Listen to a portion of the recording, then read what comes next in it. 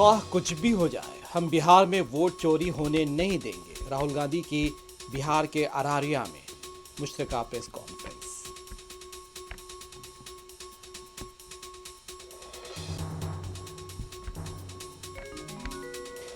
Election commission अब गोदी आयोग बन गया है। तेजस्वी यादव का रिमार्क, कहा जमीनी सतह पर अब इलेक्शन कमीशन की साख खत्म हो गई।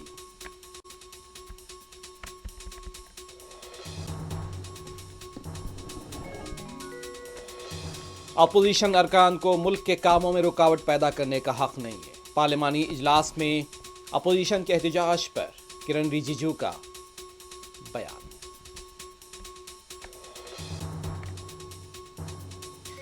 बीजेपी के खिलाफ मुल्क भर में लहर चल रही है। आरजेडी लीडर मनोज झा का इजहार ख्याल।